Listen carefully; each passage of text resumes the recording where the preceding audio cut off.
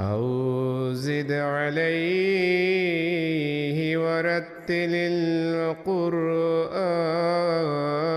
ترتيلا.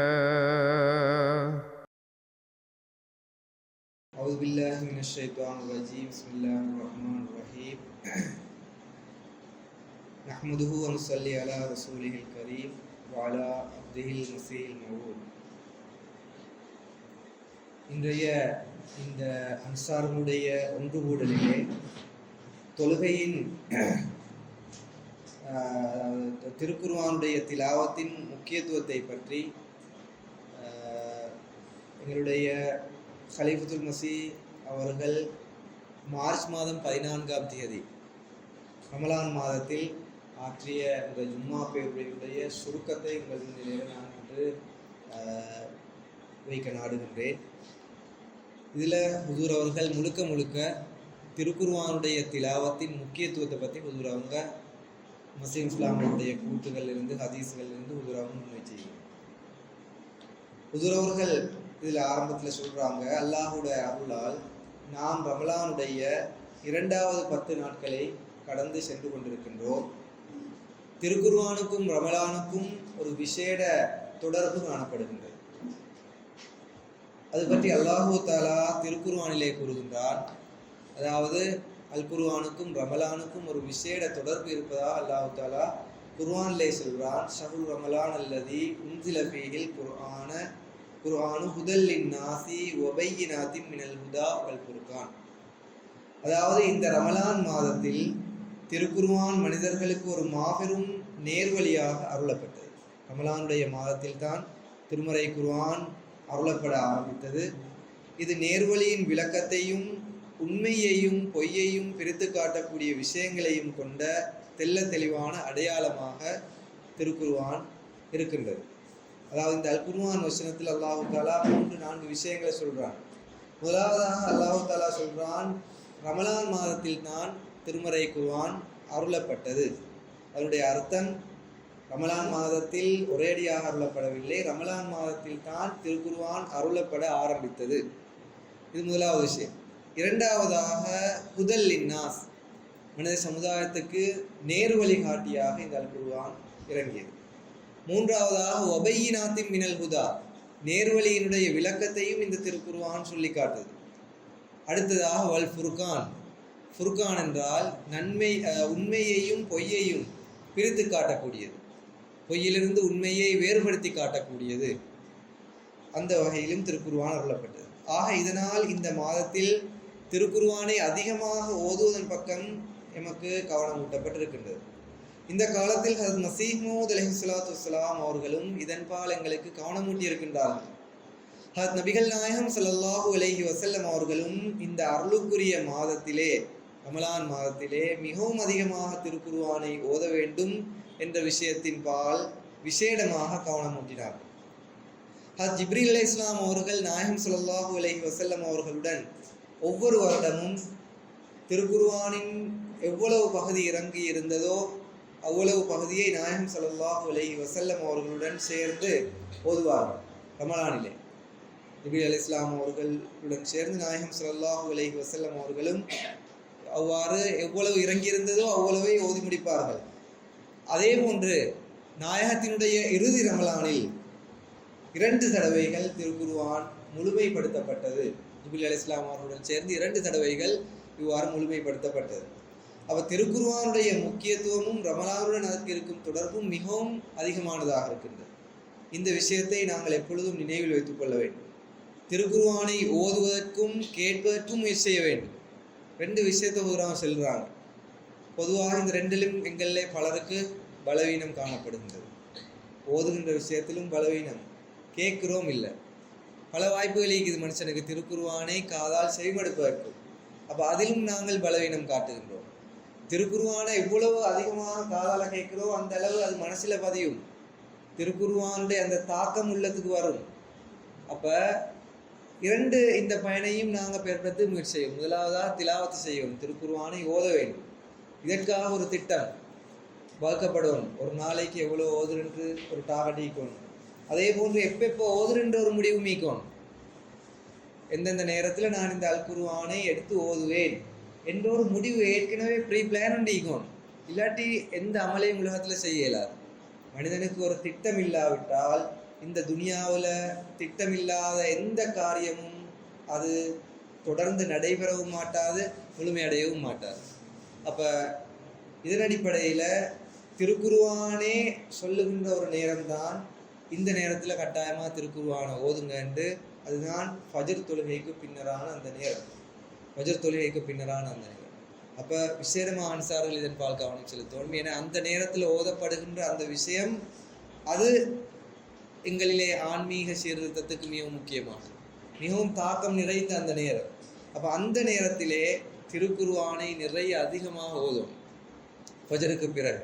அப்போ ஒரு மனிதன் லேட்டாக எழுமினா இந்த வாய்ப்பே இல்லை. மறுக சூரியன் உச்சபுறம் எழுமினத்துக்கு பிறகு தொழுகிறதே ஒரு பெரிய முசீபத்தாகுது அந்த நேரத்தில். அதன் பிறகு குர்ஆன் ஓதுறது என்பது சாத்தியம் இல்லாத காரியமாக அமைஞ்சிடும். அப்போ ஃபஜ்ருடைய நேரத்தில் எழும்புறதுக்காக முதலாவது பழக்கம் வரணும். அதோடு அந்த நேரத்தில் ஃபஜ்ர் தொழுது விட்டு வீணான பேச்சுவார்த்தைகள் ஈடுபடாமல் திருக்குர்ஆனை ஓதுகின்ற அந்த பழக்கம் வரணும். அதோட ஹுதுராம செல்றாங்க செவிமடுக்கின்ற அல் குர்ஆனை செவிமடுக்கின்ற அந்த பழக்கம் வரணும். அப்போ இந்த காலத்தில் பாருங்க, மிகவும் அல்லாஹ் தாலா இதை இலகுபடுத்தி தந்தீங்க. எல்லா கையிலையும் மொபைல் ஃபோன் இருக்குது. மொபைல் ஃபோனில் நீங்கள் இந்த யூடியூபுக்கு போனீங்கள் என்றால் யூடியூப்பில் சும்மா ஒரு அல் குர்ஆனுடைய ஒரு சூறாவுடைய பேரை டைப் பண்ணினா போதும். அந்த பேரில் ஓதின எல்லா காரியங்களுடையும் அல் குர்ஆனுடைய திலாவத்து வருது. அப்போ எங்களுடைய ஜமாத்தினுடைய MTL அல் இஸ்லாமில் அதில் உள்ள விஷயங்களும் வருது திலாவத்தில். அது இல்லாமல் அஹ்மதி எல்லா காரிமார்கள் ஓதின அந்த திலாவத்தும் வருவது. அவங்களும் அல் குர்ஆனை தான் ஓதுறாங்க. அப்போ இது சம்பந்தமாக எங்களுக்கு எந்த இதுவும் தேவையில்லை, அவங்கள்ட்ட நாங்கள் கேட்கக்கூடாதுன்ற ஒரு இல்லை. ஹுதுராட்டையும் கேள்வி கேட்டாங்க ஒரு பையனும். இப்போ ஹுதுராம சொன்னாங்க திருக்குர்ஆனை தானே ஓதுறாங்க, அதை கேட்டதில் பிரச்சனை இல்லை. அப்போ திருக்குர்ஆனை செய்மடுப்பதற்கான அந்த ஒரு பழக்கமும் எங்களுக்கு வரும். உதாரணமாக நாங்கள் பஸ்ஸில் போகிறோம்னு சொன்னால் வீணா உலாத்த பராக பார்த்துக்கொண்டு போகிறத விட அந்த நேரத்தில் எங்களுக்கு அல் குர்ஆனுடைய திலாவத்தை கேட்டுக்கொண்டு போயல்மா இருந்தால் அது ஒரு பறக்கத். அல்லது கடைவனில் நாங்கள் இருக்கிறதாக இருந்தால் ஏதாவது ஒரு எங்களுக்கு ஒரு அதாவது அந்த திருக்குர்ஆனை செய்மடுத்து கொண்டு எங்களுக்கு இருக்கக்கூடிய ஒரு நிலைமை ஒன்று வந்தால் அந்த நேரத்தில் தான் செய்யல். ஆனால் அதனுடைய தவறான பயன்பாடும் சிலாக்கள் செய்கிறாங்க. குர்ஆன் அங்கே போட்டுட்டு பண போட்டு வச்ச மாதிரி அவங்க வேறு வேலையில் ஈடுபடுது. அப்படி இருக்கக்கூடாது. அவர் பேசுகிறாரு, வியாபாரம் பண்ணுறாரு, அந்த நிலைமை அல்ல. திருக்குர்ஆனுக்கு கொடுக்கக்கூடிய அந்த கண்ணியத்தை கொடுத்த விதத்திலே நாங்கள் அல் குர்ஆனை செய்மடுப்பதற்காக முயற்சி செய்ய வேண்டும். பிறகு அவங்க சொல்கிறாங்க, எங்களுடைய பள்ளிவாசல்களில் திருக்குர்ஆனுடைய தரிசுக்கான ஏற்பாடு வெளியுது. அப்போ இவற்றில் இன்னும் பயன்பெறவும் தராவியுடைய அந்த தொழுகை இருக்குது. தராவி தொழுகையினுடைய முக்கியமான ஒரு நோக்கம் அல் குர்ஆனை அதிகமாக மக்கள் செவிமடுக்க வேண்டும் என்பது. அப்போ அதிலிருந்து பயன்பெறவும் திருக்குர்ஆனின் திலாவத்தில் அழுத்தம் கொடுக்கப்படுகின்றது இந்த எல்லா செயல்கள் மூலமாகும். அதே போன்று MTA-விலும் தினமும் அல் குர்ஆனுடைய திலாவத்து வருகின்றது. அதையும் கேட்க வேண்டும். ஆனால் அதை கேட்டு அதன்படி அமல் செய்வதற்கு முயற்சி செய்யும் போதுதான் முழுமையாக இந்த எல்லா ப்ரோசஸ்லேயும் மனிதனுடைய நோக்கம் என்னவாக இருக்கும் என்றால் திருக்குர்ஆனின் மூலமாக நாங்கள் பயனை பெற்று அதன்படி அமல் செய்யக்கூடியவர்களாக நாங்கள் மாற வேண்டும். திருக்குர்ஆனை அப்போதுதான் திருக்குர்ஆனிலிருந்து உண்மையான பரக்கத்து கிடைக்கும். அல்லாஹு தாலா துவக்கத்திலேயே அல் குர்ஆனிலே கூறிவிட்டான், ஜாலிகல் கிதாபுல் லா ரைப ஃபீஹி ஹுதல் லில் முத்தகீன். இதனுடைய பொருள் இந்த வேதத்தில் எவ்வித சந்தேகமும் இல்லை, இறையச்சமுடையவர்களுக்கு நேர்வழி காட்டக்கூடியது. எனவே இறையச்சத்தின்படி அதாவது தக்வாவின்படி செயல்படுவதற்கு ஒரு உண்மையான மூமினாக மாறுவதற்கு அல்லாஹ் இந்த அல் குர்ஆனின்படி செயல்படுவதை கட்டாயமாக ஆக்கியிருக்கின்றார்.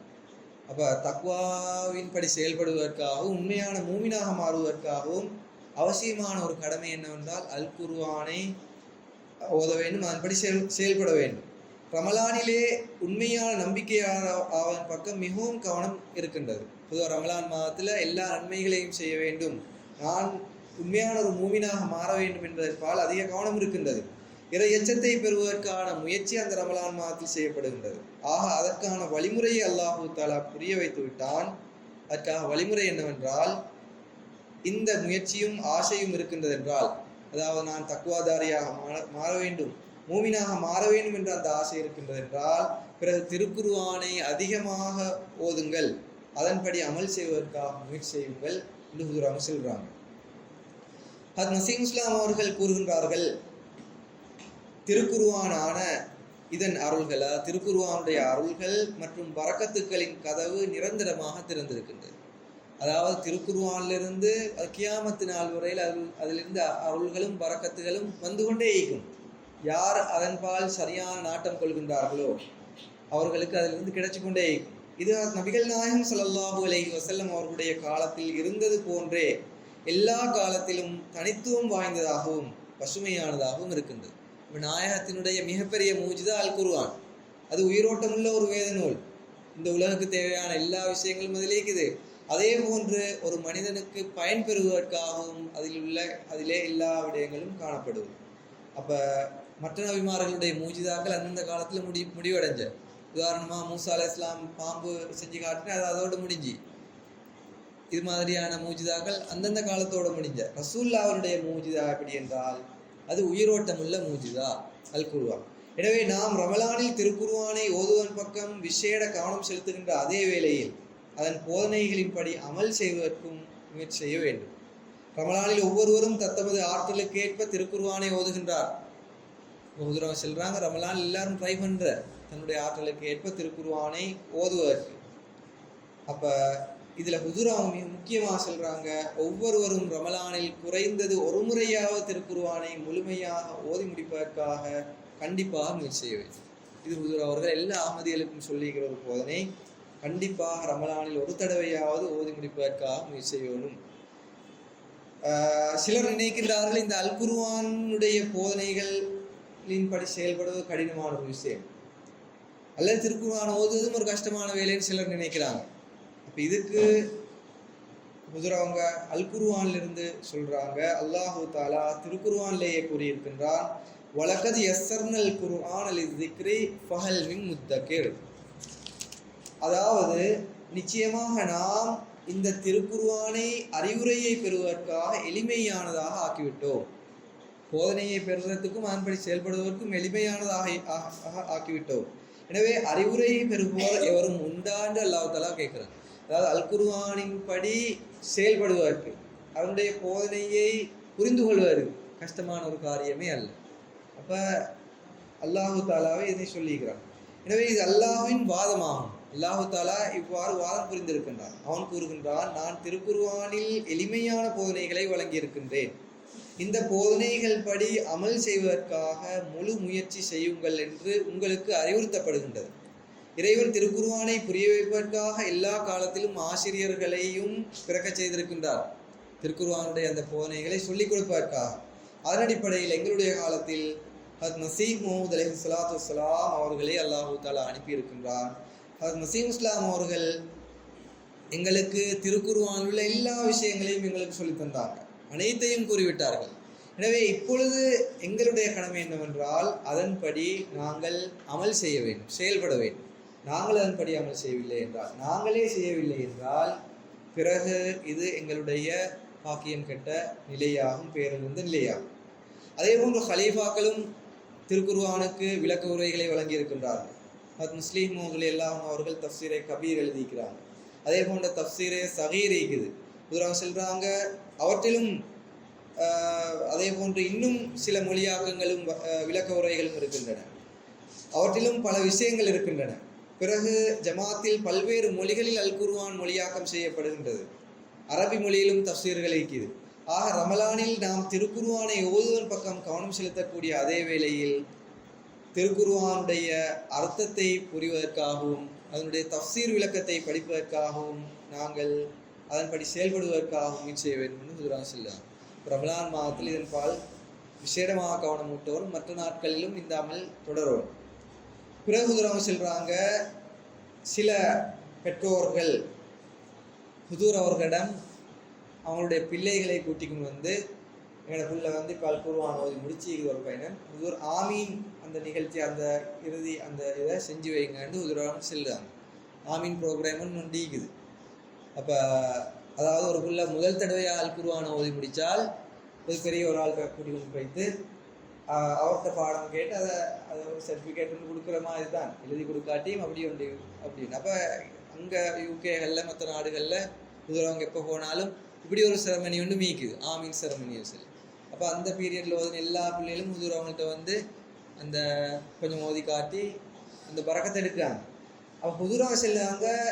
இப்படி ஹுதுராவங்கள்ட்ட ஆமீன் சரமையை நடத்துனது போல பெற்றோர் நினைத்து விடுகின்றார்கள், எங்களுடைய கடமை இப்போ முடிச்சு, அதாவது ஃபர்லான அந்த கடமையை நாங்கள் நிறைவேற்றி விட்டோம் என்று பெற்றோர் நினைச்சு அது பிறகு அதன் பிறகு கவனம் இல்லை, பிள்ளையினுடைய குர்ஆன் திலாவத்தின் பக்கம் கவனம் இல்லை. அப்போ அதன்படி ஓதுவதற்கு பிள்ளைகளை கவனமூட்டுவதில்லை. அப்போ ஹுதுராக செல்றாங்க, நீங்கள் உங்களுடைய ஒரு ஃபர்லை நிறைவேற்றி விட்டீர்கள் தான், ஆனால் திருக்குர்ஆன் ஓதுவதற்கும் அதன்படி அமல் செய்வதற்கும் பிள்ளைகளிடம் ஆர்வத்தையும் நேசத்தையும் உருவாக்குவதும் உங்களுடைய ஃபர்லான கடமையாகும். அதாவது ஒரு பயணம் ஓதி முடிச்சது பிறகு தொடர்ந்து அந்த ஓதுகின்ற அந்த பழக்கத்தை ஏற்படுத்துவதற்கு ஆர்வம் ஊட்டுவது இது பெற்றோருடைய கடமை. அதை ஃபாலோ பண்ணி கொண்டிருக்கணும், பிள்ளைகள் விஷயத்தில் பார்க்கணும். அப்போ இந்த விஷயத்தை நான் புரிஞ்சுக்கொள்ளணும். திருக்குர்ஆனை எப்போவாலும் ஓதி முடிக்கிறதில்ல, திருக்குர்ஆனை எப்போவாலுமே ஓதி முடிக்கிறதில்லை. நாங்கள் ஒரு தடவை ஓதி முடிக்கிறேன்றாலும் அந்த முடிக்கிற அதே நாளில் மருக சூரா ஃபாத்தியா ஓதிட்டு தான் நிப்பாட்டுங்க. ஒன்னாசோட நிப்பாட்டு இல்லை, மருக ஆரம்பிச்சுட்டு தான் நிப்பாட்டுற அந்த நாள். அப்போ திருக்குர்ஆனை அப்படித்தான் ஓதணும், எப்போவாலும் ஓதி முடிக்கிறதில்லை, மௌத்தாக காட்டி ஓதணும். அப்போ ஹுதுராக செல்றாங்க. எனவே அஹ்மதி ஒவ்வொருவரும் இந்த விஷயத்தை பற்றி கவலைப்பட வேண்டும். அதாவது அவர்கள் தாமும் அவர்களுடைய மனைவி மக்களும் திருக்குர்ஆனை ஓதுவதன் பக்கம், அதை திலாவத்து செய்வதன் பக்கம் கவனம் செலுத்துவேன். அப்போ இது அன்சாருடைய ஆக முக்கியமான ஒரு டியூட்டி என்னென்றால், அவர் சுயமே ஓதுறவராக மட்டும் இருக்கக்கூடாது, மாறாக வீட்டில் ஒரு கீன் வச்சுண்டு அவர் செய்யணும். அதாவது மிகவும் கவனமாக அவர் டெய்லி பேசிஸில் அவர் பார்க்கணும், வீட்டில் புள்ள திலாவத்து ஓதுகிறா, மனைவி ஓதுறாவா, இதெல்லாம் பார்க்கத்தான் வேணும். ஏன்னா திருக்குர்ஆன் ஓதாமல் ஒரு வீடு இருந்தால் அது மிகவும் ஆபத்தான ஒரு நிலை. ஏன்னா அதன் பிறகு ஷைத்தானுக்குரிய எல்லா அந்த சூழலும் அந்த வீட்டில் அமையுது. திருக்குர்ஆன் ஓதினா தான் ஷைத்தான் ஓடுவான், அந்த வீட்டில் பரக்கத்து வரும், அல்லாஹ்வுடைய பாதுகாப்பு வரும்.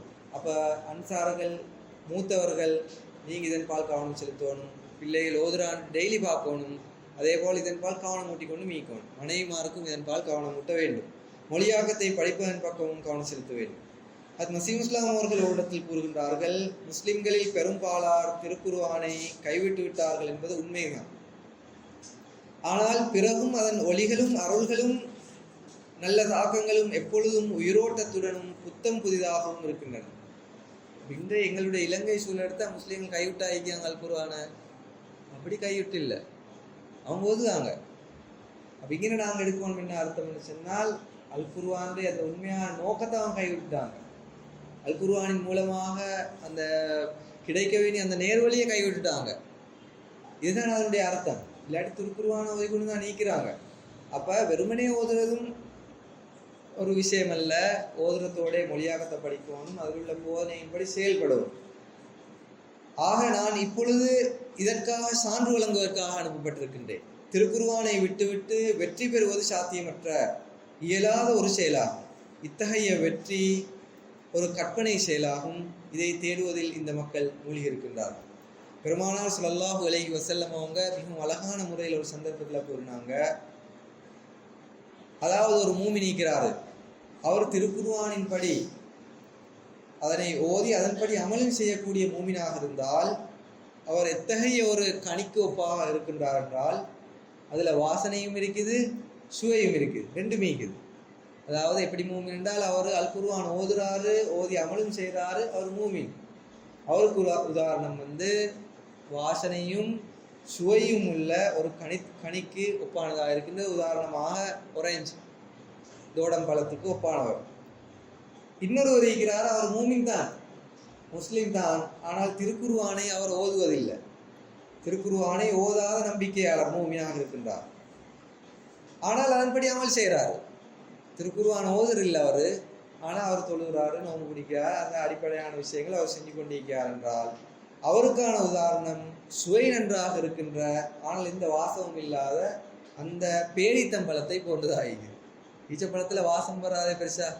அப்போ இவர் எப்படி இருந்துச்சுன்னா மூமினா ஆகிக்கிறாரு, அல்குர்ஆனுடைய முக்கியமான கட்டளையின்படி செயல்படுகிறாரு, ஆனால் ஓதுர் இல்லை. எப்போ சரி பிறந்த சில நோன்பு வந்தால் தான் இவர் குர்ஆன் எடுக்கிறாருன்னு சொன்னால், இப்படிப்பட்டவர் வாசம் இல்லாதவர், அவர்கிட்ட சுவை இருக்குது, வாசம் இல்லை. அடுத்ததாக இப்போ நயவஞ்சகர்கள், மூமின்களை பற்றி சொல்லிட்டார். இப்போ நயவஞ்சகர்கள் எப்படின்னு சொன்னால், திருக்குர்ஆனை ஓதுகின்ற நயவஞ்சகர், அவர் திருக்குர்ஆன் ஓதுற முனாஃபிக். அவருக்கு எடுத்துக்காட்டு என்னவென்றால், மனம் நன்றாக இருக்கின்ற சுவை கசப்பாக உள்ள துளசி வகை செடியை போன்றதாக இருக்கின்றது. அவர் முனாஃபிக் தானே, அப்போ அவர்கிட்ட கசப்பு தானே, சுவையில கசப்பிக்குது, ஆனால் வாசம் உண்டிக்குது அவர்கிட்ட. ஏன்னா அல் குர்ஆன் ஓதுகிறார் அவர்கிட்ட ஒரு வாசம் உண்டிக்குது. அவர் செயல்களிலிருந்து விளங்குது இவர் மூமின் மாதிரி தான், எல்லாம் விளங்குது எல்லாருக்கும். சாதாரணமாக ஒரு மூமினை விட அவர் போல்டா சில நேரம் வந்து இடத்துல விளங்குவார். ஆனால் அவர் முனாஃபிக்காக இருக்கின்ற காரணத்தினால் கசப்பு ஈகுது, ஆனால் வாசம் அவருடன் கசப்பு மீகுது, வாசமும் மீகுது. அடுத்ததாக ரெண்டாவது வகை முனாஃபிக் எப்படி இருந்துச்சுன்னா, அவர் முனாஃபிக், அவர் திருக்குர்ஆன் ஓதுறவும் இல்லை, ஓதாத முனாஃபிக். அப்போ அவர் எப்படி சொன்னால், சுவையும் கசப்பாக இருக்கின்ற வாசமும் அற்ற ஒரு குமட்டிக்கான்னு சொல்கிற அந்த ஒரு காயை போன்றதாகி, குமட்டிக்கான்னா அந்த கொமடு அல்ல, கொமடில் சுவை நல்லமே, இது ஒரு எவ்வகையான காய்னா அந்த காட்டில் வார அந்த ஒரு கொடியில் வார ஒரு காய் வச்சாய், அதில் வாசமும் இல்லை, அதே போல் கசப்பாகவும் இல்லை.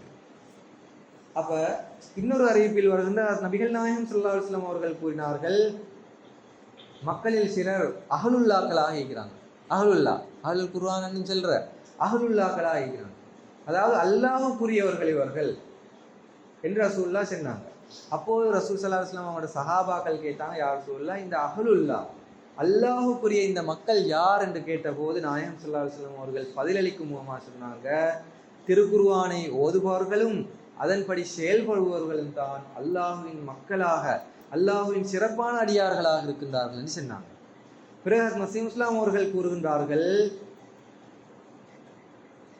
திருக்குர்ஆனின் படி வழிநடக்கும் மக்களே வெற்றி பெறுவார்கள், திருக்குர்ஆனின் படி வழிநடக்கும் மக்களே வெற்றி பெறுவார்கள் என்று நசீம் இஸ்லாம் அவர்கள் சொல்றாங்க.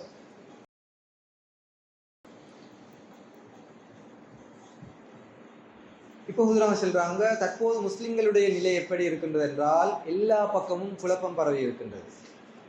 அரசாங்கங்கள் பொதுமக்களோடு சண்டை பிடிக்குது, பொதுமக்கள் அரசாங்கங்களோடு சண்டை பிடிக்குது. ஆனால் இரண்டு கூட்டத்தாரும் முஸ்லீம்கள் ஆகிக்கிறாங்க.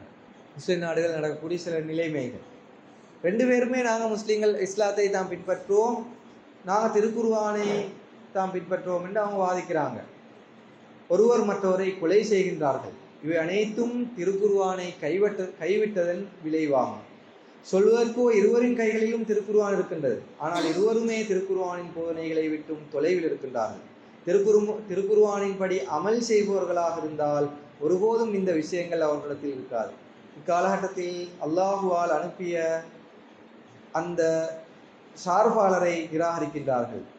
அவரை ஏற்பதற்கும் இவர்கள் ஆயத்தமாக இல்லை. இத்தகைய சூழலில் இவர்களால் அல் குர்ஆனிலிருந்து ஒருபோதும் பயனை பெற முடியாது. ஹஜ்ரத் நசீம் இஸ்லாம் அவர்கள் கூறுகின்றார்கள், நினைவில் கொள்ளுங்கள், உண்மையான பரக்கத்துக்களின் நீரூற்று இந்த திருக்குர்ஆனாகும். ஈடேற்றத்திற்கான உண்மையான வழியும் இந்த அல் குர்ஆனாகும். திருக்குர்ஆனின் படி செயல்படாமல் இருப்பது செயல்படாதவர்களின் தவறாகும். அதாவது முஸ்லிம்கள் என்று சொல்லி பலவிதமான தீமைகளிலும் குழப்பங்களிலும் இவர்கள் மூழ்கியிருப்பதற்கான காரணம் அல் குர்ஆனில் நவுதுபில்லா. மாறாக இந்த அல் குர்ஆனை கையில் வச்சுக்கொண்டு அதன்படி செயல்படாமல் இருப்பது இவர்களுடைய தவறாகும்.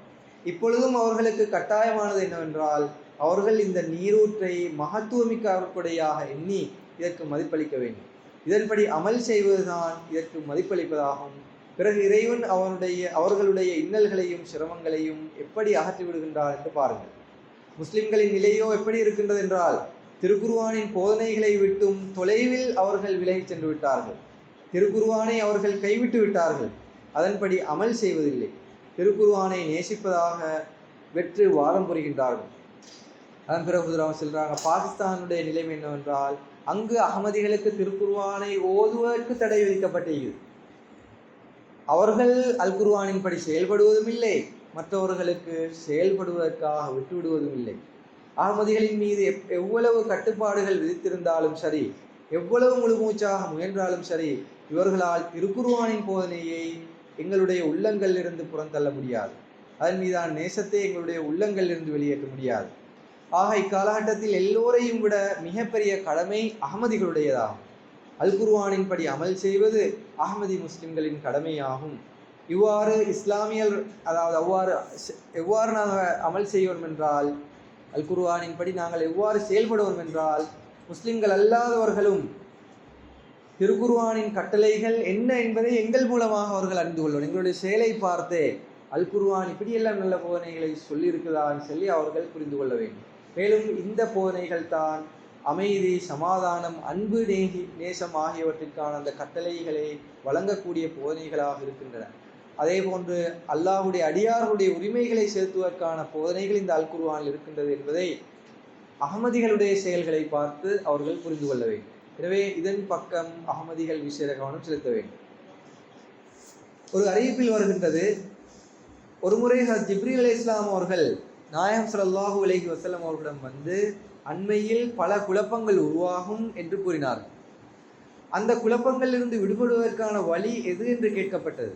அதற்கு ஜிப்ரீல் அலைஹிஸ்ஸலாம் அவர்கள் குழப்பங்களிலிருந்து விடுதலை பெறுவதற்கான வழி அல்லாஹுவின் மறை நூலாகும் அல் குர்ஆனாகும் என்று பதில் கூறினார்.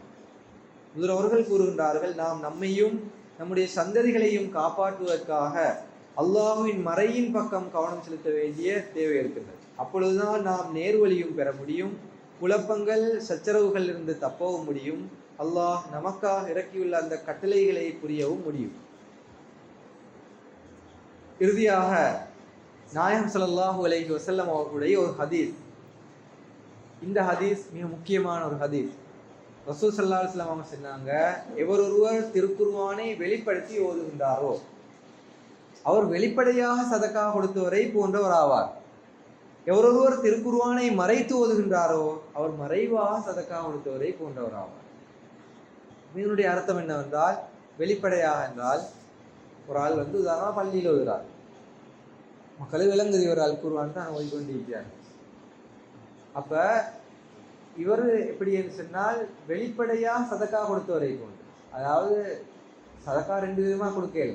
ஒன்று ஒருத்தருக்கும் தெரியாம தன்னுடைய வலது கை கொடுப்பது இடது கைக்கும் தெரியாம கொடுக்குற ஒரு கட்டணம் மீக்கி, இன்னொன்றிக்கு தெரிய கொடுக்கவும் மேலும், அதாவது ஒரு 4 பேருக்கு தெரியலும் இவர் சதக்காவும் கொடுக்குறாரு என்று சொல்லி, அதுவும் நல்ல ரெண்டுமே நன்மைக்குது. அதாவது தாரை கொடுக்குறன்றத தெரியப்படுத்துற அது தீமை. நான் இன்னாருதான் சதக்கா கொடுக்கின்ற பாருங்க எல்லாரும் அப்படின்ற தவறு. அதுவும் இல்லாமல் நான் சதக்காவுன்னு கொடுக்குறேன் என்றது மற்றவர்களுக்கு தெரிகின்ற விதத்திலே கொடுப்பது அதுவும் நன்மை. அல்லாஹ் தஆலா ரெண்டு விதமாக சொல்லி, அது தீமையாக எப்போது மாறுதுன்னு சொன்னால், இவர் எல்லாருக்கும் விளங்குறதுக்கு, அதாவது என்ன சொல்ற அந்த வெளிவேசத்துக்கு பாட்டுக்காக மக்கள் என்ன புகழணும் என்றதுக்காக கொடுத்தால்தான் தவறு. இல்லாவிட்டால் வெளிப்படையாக சதக்கா கொடுப்பதன் மூலமாக கிடைக்கிற நன்மை என்னவென்றால் மற்றவர்களும் சதக்கா கொடுக்க தூண்டப்படுவார்கள், மற்றவர்களும் சதக்கா கொடுக்க தூண்டப்படுவார்கள். இது அல்லாஹ் தஆலா ஆதரிச்சிக்கிறான், அனுமதிச்சிக்கிறான் இப்படி சதக்கா கொடுக்கறது. அப்ப இன்னொன்றைக்கு மறைமுகமாக கொடுக்குறது, அதுக்கும் நன்மை இதுக்கும் நன்மை. உதாரணமாக ஒரு இடத்துல வந்து பொருள் தியாகம், மக்கள் மிச்சம் பின்னடைஞ்சிக்கு, மக்கள்கிட்ட பொருள் தியாகமே இல்லை. அந்த நேரத்தில் பொருள் தியாகத்துக்காக செல்லும்போது ஒரு ஆள் சொல்லிட்டு நான் இவ்வளோ காரணம் எல்லா இடமும் சொல்லுவார். அவர் அதை சின்ன காரணம் என்னவென்றால் தன்னுடைய மதிப்பை இந்த இடத்துல பெறுறதுக்கல்ல, எல்லாருக்கும் ஒரு தூண்டுதல் ஏற்பட வேண்டும். அது பெரிய நன்மை அல் குர்ஆன சொல்லி. அப்போ இப்போ இவர் அல் குர்ஆன ஒரு இடத்துல ஓதுறாரு என்னன்னா வெளிப்படையாக ஓதுற காரணம் என்னவென்றால், இவர் ஓதுறதை பார்த்து மக்கள் மற்றவங்களுக்கும் அடே நானும் அல் குர்ஆனை ஓத வேண்டும் என்றால் இதுவும் ஒரு சிறந்த நன்மை. சதக்கா இது வெளிப்படையாக சதக்கா கொடுத்தவரை போன்று. ஒருத்தர் மறைச்சி வச்சு கொண்டு ஓதுறாரு, அவர் ஓதுற அவருக்கும் அல்லாஹ்வுக்கும் தான் தெரியும் என்றால் அவர் மறைமுகமாக சதக்கா கொடுத்தவரை போன்றவர் ஆவார். இப்போ 2 பேருமே என்ன செஞ்சிருக்காங்க, சதக்கா தான் கொடுத்திருக்காங்க. 2 பேருமே சதக்கா தான் கொடுக்குறாங்க. அப்போ ஹுதுரம் இந்த ஃபுட்பாலில் செல்றாங்க, இந்த இடத்துல நாங்கள் நினைவில் கொள்ள வேண்டும், சதக்கா இன்னல்களையும் ஆபத்துகளையும் குழப்பங்களையும் மாற்றி விடுகின்றது என்றும் அறிவிப்புகளில் வந்தீங்க. அதாவது சதக்காவினுடைய அருள் என்னவென்றால், சதக்கா எதிர்காலத்தில் வர இருக்கிற ஆபத்துகள், கஷ்டங்கள், துன்பங்கள், இல்லாட்டி இப்போ வந்திக்கிற முசீபத்து இதெல்லாம் ஆண்டு போகிறதுக்கு சிறந்த ஒரு வழி சதக்கா தான். சதக்கா கொடுத்தால் உதாரணமாக சோதனையோடு வருவது லைஃப்பில், உடனே மனுஷன் மூலையில் தலையில் வரணும், நான் துவாவும் செய்யணும், வெறுமனே துவா மட்டும் செஞ்சு கொண்டிருக்க சதக்காவனும் கொடுக்கணும். நோய் நொம்பலை கொண்டு வந்தால், ஏதாவது ஒரு பிரச்சனை வந்தால் பொதுவான நிலைமையிலையும் கொடுக்கணும், மற்ற நிலைமையில் விசேட நிலைமையில உடனே சதக்காவுக்கு மைண்ட் போகும். துன்பங்கள் இருந்து கஷ்டங்கள் இருந்து தப்புவதற்கான சிறந்த வழி சதக்காவாயி. அப்ப எங்களுடைய ஹுசூர் அவங்க, அதாவது பொதுவாக ஜமாத்துல சில முக்கியமானவங்க செய்யக்கூடிய சதக்காவினுடைய ஒரு வழிமுறை இருக்குது. அது என்னன்னா டெய்லி பேசிஸ்ல சதக்கா கொடுக்குறேன். நாங்கள் எப்போ சரி மாசத்துல ஒரு பயணம் தானே கொடுக்குறேன், இல்லாட்டி எங்க சரி பிச்சைக்காரனை கண்டா கொடுக்குறேன். அதுவும் இல்லாமல் ஹுசூர் அவங்களுடைய வழக்கம் என்னவென்றால் டெய்லி சதக்கா கொடுக்குது. அது எப்படி சொன்னால் வீட்டில் ஒரு கிண்ணொண்டு வச்சு மூடி துறக்க வேண்டிய ஒரு தின் வந்து அதில் டெய்லி எவ்வளோ சரி போட்டு பாருங்க. அதுக்கு பறக்கத்து என்னன்னா எதனாலும் சதக்கா கொடுத்த பறக்கம், எதனாலும் அல்லாவுடைய ஒரு பாதுகாப்பை பெறுகின்ற அந்த பறக்கம். இதன் பாலும் முடியுமானவர்கள் கவனம் செலுத்தணும். அப்போ இங்கே வந்து இன்னொரு சதக்காவை தான் ஹுசூர் அவங்க செல்றாங்க. மிகவும் மேலான ஒரு சதக்கா என்னென்றால் அல் குர்ஆனுடைய திலாவத். அவர் அல் குர்ஆனை திலாவத் செய்வதன் மூலமாக ஒவ்வொரு எழுத்துக்கு 10 நன்மை இருக்குது. அது வேறு விஷயம். அது தவிர சதக்காவினுடைய நன்மை, சதக்காவினுடைய மிகப்பெரிய நன்மை என்னவென்றால் எதிர்காலத்திலும் தற்போதும் வர இருக்கின்ற அந்த ஆபத்துகள் இருந்து மனிதன் தப்பிக்க முடியும். அப்போ முதலாம் சொல்கிறாங்க, திருக்குர்ஆனை ஓதுவது, அதனை புரிவது, திருக்குர்ஆனை ஓதுவது புரியவும் செய்கின்ற வகையில் ஓதுவது சதக்காவை போன்று ஏற்றுக்கொள்ளப்படும். மேலும் அதன் பரக்கத்துகளால் மனிதன் எல்லா குழப்பங்களிலிருந்தும் தப்பித்து விடுவான். நசீம் இஸ்லாம் அவர்கள் கூறுகின்றார்கள், நசீம் இஸ்லாம் செல்லாங்க சிலாக்கள் இப்படி தான் மனுஷன் வாழ்க்கையில் அரபிக்கில் செல்கிற கபிஸ் பசத் என்று. கபிஸ் சொன்னால் இறுக்கமான ஒரு நிலை, ஆன்மீக ரீதியில் ஒரு இன்ட்ரெஸ்ட் இல்லாத ஒரு நிலைமை, தொழுதாலும் அதில் ஒரு இன்ட்ரெஸ்ட் இல்லை, மார்க்கத்தில் ஒரு ஈடுபாடு இல்லாத ஒரு நிலைமை மனுஷனில் வார வாழ்க்கையில் ஏற்றத்தால் வாருது. இன்னொன்றைக்கு பசத் என்றால் விரிவான தன்மை, நல்லா தொழுகை, நல்ல இன்ட்ரெஸ்ட், மார்க்க விஷயங்கள் நல்ல ஈடுபாடு, இது மாறி மாறி மனிதனுடைய வாழ்க்கையில் வந்து கொண்டு. சிலாக்கள் நிலைமை எப்படி இருந்துச்சுன்னா எப்போவுமே இருக்குங்க, அது துறப்படுகிறதே இல்லை. அவங்கள்ட்ட ஒரு மாற்றம் உண்ட காணுறதே சரியான கஷ்டமாகிக்குது. பல வருடங்களாக அவங்க அந்த இறுக்கமான அந்த நிலையிலே அணிகிருந்தால் இதுக்கு நசீம் இஸ்லாம் அல் குர்ஆனின் மூலமாக சிறந்த ஒரு வைத்தியம் செல்றாங்க. உள்ளம் கடினமாக இருக்கின்றது என்றால் திருக்குர்ஆனை மீண்டும் மீண்டும் ஓதுவதே அதை மென்மையாக்குவதற்கான வழிமுறையா. உள்ளம் கடினமாக இருந்துச்சுன்னா உரமான ஆக்கள் அல்ல இதன் அர்த்தம். அதாவது நன்மைகள் புரிவதில் உள்ள கடினம், நன்மையான விஷயங்களை செய்யறதுல உள்ளம் கடினமாகிக்குது, ஆன்மீகத்தில் உள்ளம் கடினமாகிக்குது. அப்ப இதை மென்மைப்படுத்துவதற்கான வழி என்னவென்றால் மீண்டும் மீண்டும் அல் குர்ஆனை ஓதுவதையாகும். எங்கெல்லாம் துஆ வருகின்றதோ அங்கு அதே இறை கருணை எனக்கும் கிடைக்க வேண்டும் என்று மூமினுடைய உள்ளம் விரும்புகின்றது. அதனுடைய அர்த்தம் என்னன்னா, அந்த இடத்துல நாங்கள் அல் குர்ஆன் ஓதிட்டு வரப்போகல துஆவோடு வந்தால், அல்லாஹ்வுடைய ரஹ்மத்தினுடைய ஒரு இடமாக இருந்தால் அந்த இடத்துல அல்லாஹ் தஆலாவுடைய ரஹ்மத்தை, கருணையை வேண்ட வேண்டும். திருக்குர்ஆன் ஒரு தோட்டத்தை போன்றதாக இருக்கின்றது. ஒரு இடத்திலிருந்து மனிதன் ஒரு வகை பழத்தை பறிக்கின்றார், பிறகு முன்னால் சென்று வேறு ஒரு பழத்தை பறித்துக் கொள்கின்றார். எனவே ஒவ்வொரு இடத்திற்கும் ஏற்றால் போல் பலன் கிடைக்க அந்த பலனை நாங்கள் பெற்றுக்கொள்ள வேண்டும் என்று புதுராக செல்கிறாங்க. அல் குர்ஆன் அதுவும் ஒரு இபாதத்து. ஓதிக்கொண்டு போகல ஒரு சமுதாயத்துக்கு தண்டனை கிடைத்ததை பற்றி அல்லாஹ் தஆலா சொல்றான் என்றால் அந்த இடத்துல நாங்கள் யா அல்லாஹ் என்னையும் தண்டனையிலிருந்து காப்பாற்று, நரகத்தினுடைய வேதனையிலிருந்து காப்பாற்று அப்படின்னு அந்த இடத்துல துவா கேட்டால் அவர்கிட்ட அந்த கபூலாகிற இடம், மிகவும் சிறப்பான ஒரு இடம். இன்னொரு இடத்துல அல்லாஹ் தஆலா ரஹ்மத் செய்த ஒரு இடம் வந்து வருவது, துவா அல்லாஹ்வுடைய கூற்று வருவது. அந்த இடத்துல யா அல்லாஹ் இவர்களுக்கு வழங்கிய அந்த அருளை எனக்கும் வழங்கு என்று கேட்டால் அது மிகப்பெரிய ஒரு துவாவாக அமைகின்றது. அப்போ அல் குர்ஆன் என்பது இப்படியான ஒரு இடம். அந்த இடத்திலிருந்து தகுந்த இடத்துக்கு நாங்கள் அந்த பலனை பெற வேண்டும். அப்போ ஹுதுராங்க சொல்கிறாங்க, இறுதியாக ரமலானின் நாட்களில் நாம் குறிப்பாக விசேடமாக திருக்குர்ஆனின் பக்கம் கவனம் செலுத்துகின்ற அதே வேளையில் இவ்வாறு உறுதிமொழியும் எடுத்துக்கொள்ள வேண்டும். நாம் இந்த கவனத்தை எப்பொழுதும் நிலைத்திருக்க செய்ய வேண்டும். எப்பொழுதும் திருக்குர்ஆனை ஓதுவதன் பக்கம் கவனத்தை வைக்க வேண்டும். இதன்படி செயல்படுவதன் பக்கம் கவனம் செலுத்துவோம். நாம் பிள்ளைகளுக்கும் திருக்குர்ஆன் ஓதுமாறு வலியுறுத்துவோம். இது நடக்கும் போது நம் அனைவரின் வாழ்வும் எப்பொழுதும் வெற்றிக்குரியதாக இருக்கும். அல்லாஹ் நமக்கு ஏற்கான நல்வாய்ப்பை வழங்குவார். இதுதான் ஹுதுராவுடைய அந்த சிர்பாவினுடைய சுருக்கமாகிக்குது. அப்போ என்னுடைய அன்சார்கள் விசேடமாக இதன்பால் கவனம் செலுத்துங்க. திருக்குர்ஆன முதலாவது ஓத தெரிஞ்சவங்க, எங்களுக்கு தெரியுமென்னு நினச்சி கொண்டிருக்குது, ஓதிக்கொண்டு தான் போகணும். அதனோட அந்த ஓதலை சரி செய்வதற்காகவும் ஒரு முயற்சியில் ஈடுபடுவோம். அதற்காக என்ன வழிமுறைன்னா, நான் ஆரம்பத்தில் சொன்ன அல் குர்ஆன் செய்யும் எடுக்கணும். நல்லா சூரா ஃபாத்திஹாவை ஒரு காரை எப்படி ஓதுறாரு என்றதை கொஞ்சம் ஃபாலோ பண்ணணும். அப்போதான் அது அந்த அந்த அதன் அடிப்படையில் ஓதையில் செய்வெடுப்பதன் மூலமாக அல் குர்ஆனுடைய நிலைய அந்த பிழைகள் உச்சரிப்பு பிழைகள் சரிப்படுத்தப்படும். இப்போ அன்றாடம் தொழுகையில் நாங்கள் ஓதுகிற சூறாக்களுக்கே குறைஞ்ச கணக்கு அந்த சூறாக்களை நீங்கள் ஒரு காரிட வயசில் 2-3 மணி கேட்க போகல, அது உங்களோட மைண்டில் அது பதியும். அதன் பிறகு அதில் அவர் உச்சரிக்கிற அந்த பெட்டனுக்கே உங்களுக்கு ஓதுறதுக்கு அந்த ஆற்றல் வரும். அப்போ இதன் மீதும் கவனம் செலுத்தணும். அதே போல் யாருக்காவது அல் குர்ஆன் ஓத தெரியாட்டி, யாருக்காவது ஓத தெரியவன்னு சொன்னால் அவர் என்ன செய்யணும்னா இதற்காக முயற்சி செய்யும். முயற்சியில் அல்லாஹ் தஆலா பரக்கத்து செய்வான்.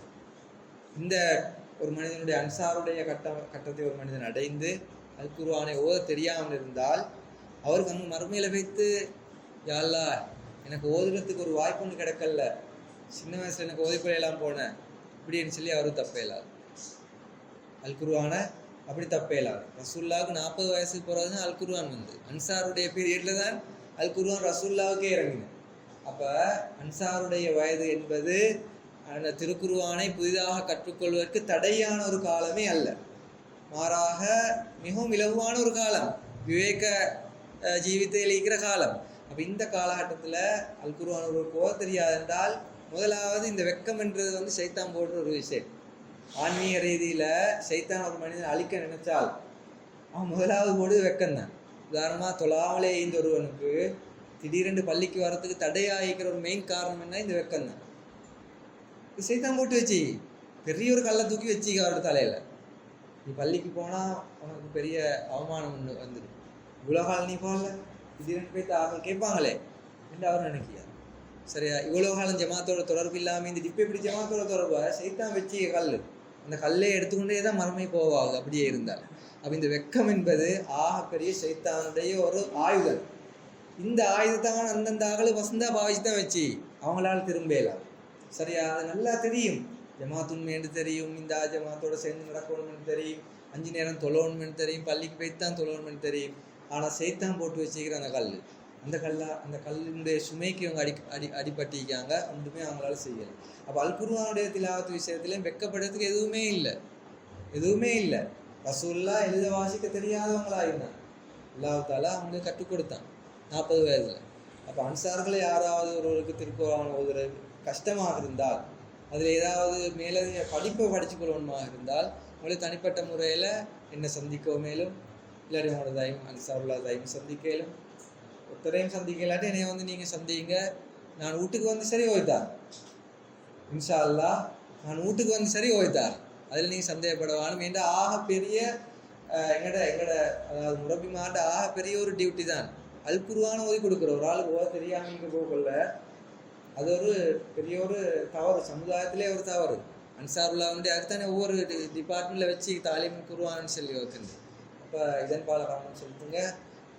அல்லாஹ் தஆலா எங்கள் அனைவருக்கும் ஏற்கான அருள் புரிவானா. அதே போல் இந்த அன்சார் கிளாஸ், இது அன்சாருடைய கிளாஸில் தான் இந்த ப்ரோக்ராம் நாங்கள் செய்கிறோம். எதிர்காலத்துலேயும் ஒவ்வொரு புதன்கிழமை அன்சாருடைய கிளாஸ் இருக்குது. அந்த கிளாஸ்லேயும் நீங்கள் வாங்க. அதுலேயும் கடைசிக்கு அல் குர்ஆனுடைய விளக்கம் தான் செல்லப்படுவது. இஸ்லாமுடைய புஸ்தகங்கள் நாங்கள் வாசிக்கிறோம். இதுவரையில் 2-3 புஸ்தகத்தை நாங்கள் முடிச்சிக்கிறோம். உதாரணமாக கிஸ்தினு, ஃபத்தா இஸ்லாம், தஜல்லியாத்த இலாஹியா, அது முடிச்சு இப்போ நாங்கள் பேகாமை சுலான்ற இன்னொரு புக்கை நாங்கள் ஆரம்பிச்சிக்கிறோம். அப்போ இதில் எல்லாம் இஸ்லாம் அல் குர்ஆனுடைய விளக்கத்தை தான் சொல்லிக்காங்க. அப்போ இவற்றின் பால் நீங்கள் நான் சொல்லுங்கள், அதில் கேள்விகள் ஒன்றும் கேட்குற அப்படி ஒன்றும் இல்லை, உங்களுக்கு தெரியும். இந்த அளவோடு நாங்கள் இதை நிறைவு செய்வோம். அஸ்ஸலாமு அலைக்கும் வரஹ்மத்துல்லாஹி வபரகாத்துஹு.